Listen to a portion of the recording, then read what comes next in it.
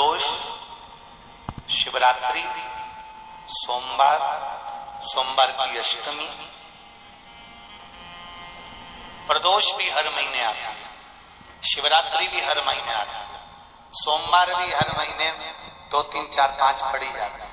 सोमवार की अष्टमी जरूर साल भर में 4 या 5 आती है। सोमवार, प्रदोष, शिवरात्रि, सोमवार की अष्टमी, ये वो तिथियां हैं, ये वो वार हैं। अगर कोई भूल से शंकर भगवान के शिवलिंग का निर्माण करता है या अपने घर में रखे हुए शिवलिंग पर शमी पत्र को समर्पित कर देता है तो जिंदगी में उसका बाल बांका हो ही नहीं सकता है। प्रदोष के शमी पत्र में बल होता है। प्रदोष के शमी पत्र में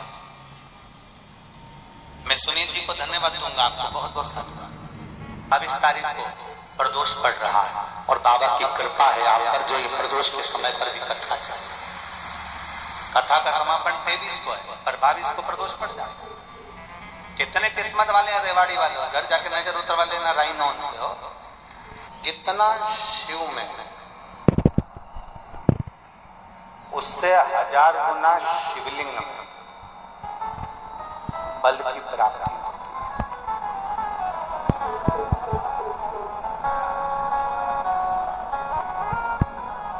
प्रदोष के दिन यदि आपको कहीं से शमी पत्र मिल जाए, प्रदोष के दिन यदि कहीं से आपको शमी पत्र मिल जाए और प्रदोष काल में, प्रदोष का जो समय होता है, शाम का जो समय होता है प्रदोष काल में, 4 प्रदोष, 5 प्रदोष आप कर देखिएगा कि आपका कोई काम है, कोई नौकरी के लिए आप अप्लाई कर रहे हैं, कोई समस्या बड़ी विकट आ गई है, कोई तकलीफ बड़ा गला पकड़ रहा है, कोई तकलीफ विकट आ गई है, कोई समस्या विकट आ गई है। प्रदोष की प्रदोष काल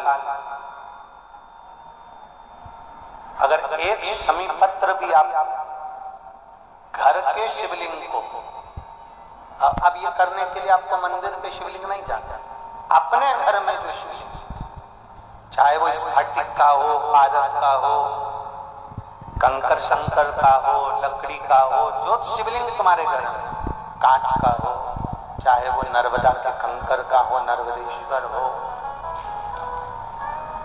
पाषाण का हो, जो शिवलिंग चांदी का हो, सोने का हो, तांबे का हो, पीतल का हो, जो शिवलिंग तुम्हारे,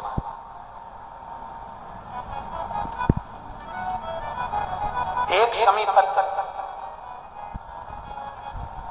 यदि आप भगवान शंकर के शिवलिंग पर समर्पित कर रहे हो और उस शमी पत्र को उठाकर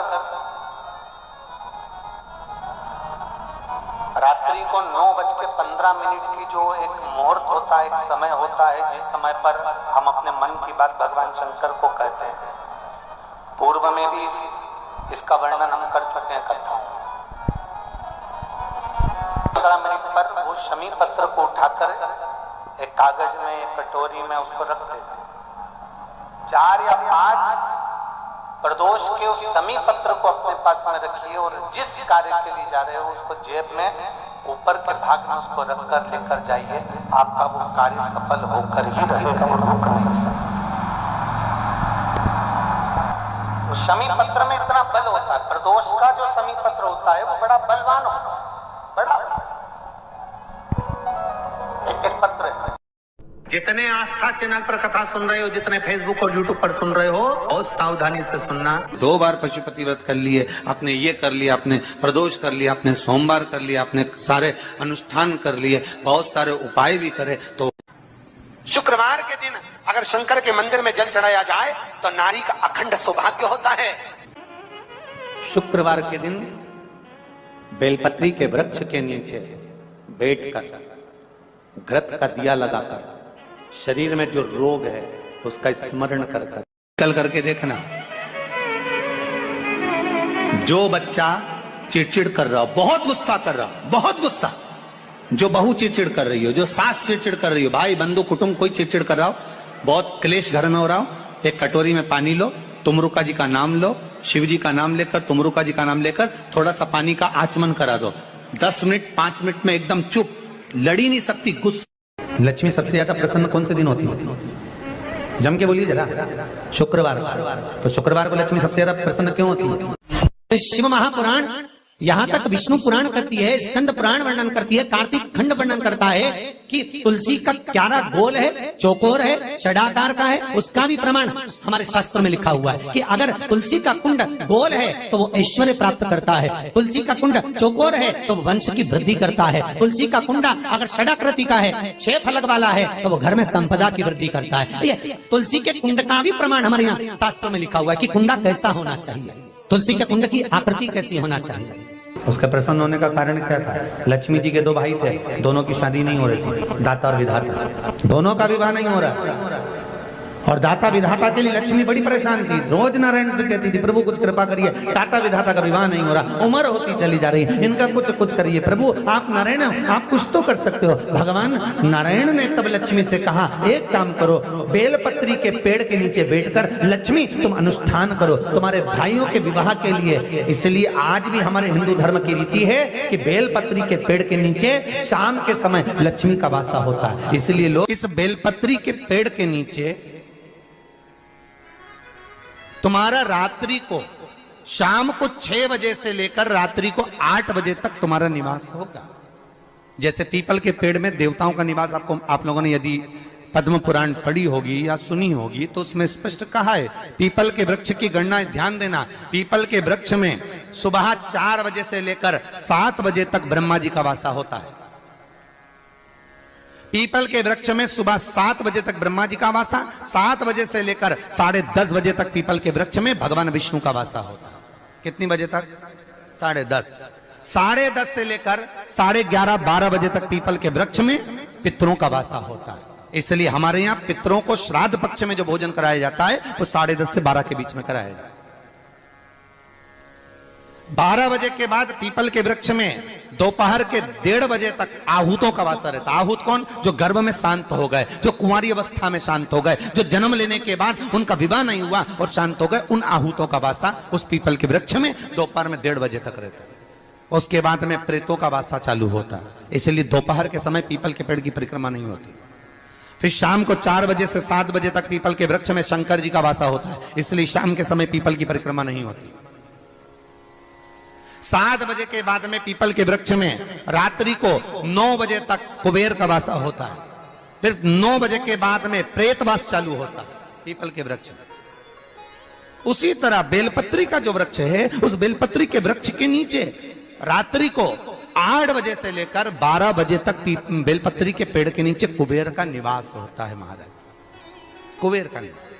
प्रयास करा करो इसी बेलपत्री के पेड़ के नीचे हम दीप लगाएं, घी का दीप। यदि संपदा की कमी हो तो, अगर भगवान ने खूब संपदा दी है तो भले मत लगाओ, कोई दिक्कत। महामृत्युंजय मंत्र का यदि आप जाप करते हो और आपको मालूम पड़ गया कि शरीर में मुझे ये रोग हो गया है, मुझे शुगर हो गया है, मुझे बीपी हो गया है, मेरा ब्लड प्रेशर ऊंचा नीचा रह रहा है, कोई भयंकर रोग, मेरे रिश्तेदार को कोई कैंसर जैसा रोग हो गया, किसी को कोई थायराइड हो गया, किसी को कोई किडनी और लीवर में सूजन हो गई, किसी को कहीं किडनी और लीवर में तकलीफ हो गई, तो शिव महापुराण की कथा कहती है, नवग्रह शिव महापुराण की कथा कहती है कि बेलपत्री के वृक्ष के नीचे महामृत्युंजय मंत्र का जाप जो शुक्रवार की शुक्रवार घी का दिया लगा कर करता है, उसके रोग बाबा देवाधिदेव महादेव समाप्त करते चले जाते हैं। ये संजीवनी मंत्र शुक्रवार के दिन भगवान शंकर को शुक्र को दिया था, इसलिए उसकी प्रदान।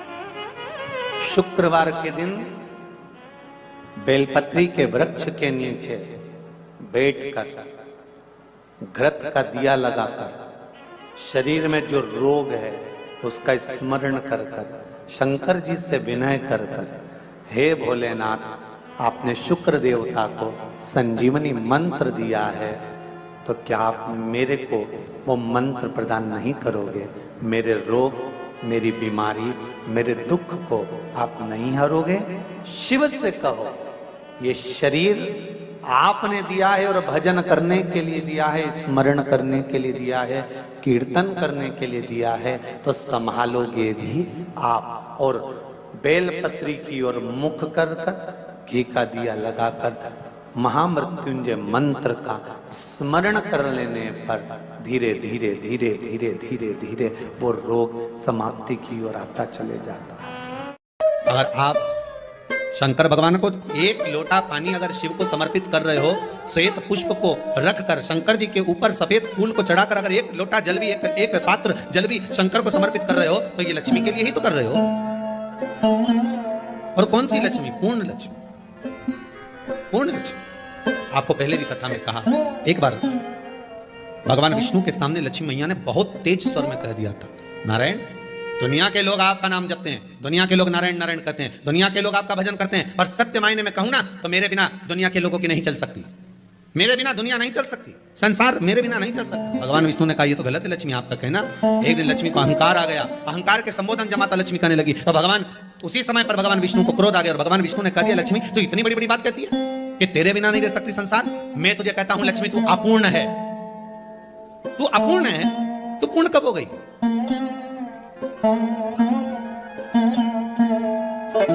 तेरी पूर्णता कहां हो गई?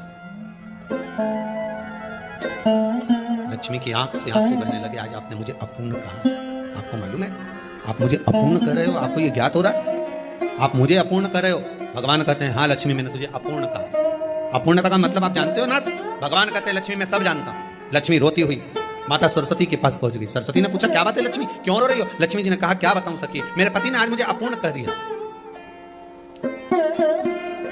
तो क्यों रो रही है तू? अपूर्ण अगर कह दिया, पति ने तो कहा है ना, तो क्यों रोना? चल मेरे साथ। और सरस्वती मैया माता लक्ष्मी को लेकर सीधे पहुंच गई माता पार्वती के यहाँ। माता पार्वती के यहाँ जब पहुंचे, माता पार्वती ने लक्ष्मी जी को देखा और सरस्वती को देखा तो पूछा कि बात क्या है, क्या हो गया ऐसा, क्या हुआ क्या है ऐसा जो तुम दोनों आज मेरे पास में आई? क्या हुआ? पार्वती जी कुछ बोलती, शिव जी का ध्यान माता सरस्वती की ओर और लक्ष्मी की ओर गया और भगवान शंकर जान गए कि आज भगवान नारायण ने लक्ष्मी जी को अपूर्ण कहा है। अब देखें माता पार्वती क्या कर सकती है, इसको पूर्ण बनाने के लिए करेगी क्या? क्या हुआ? माता सरस्वती जी बोली लक्ष्मी को अपूर्ण कर दिया। अपूर्ण कर दिया? हाँ, तो क्या सोचना उसके लिए, इसको मैं अभी पूर्ण बना देती हूँ। माता जगतजननी पार्वती ने गोदी में विराजमान गणेश जी को उठाया और उठाकर लक्ष्मी जी की गोद में दे दिया। ले लक्ष्मी आज से तो पूर्ण हो गई, लक्ष्मी आज से तो पूर्ण।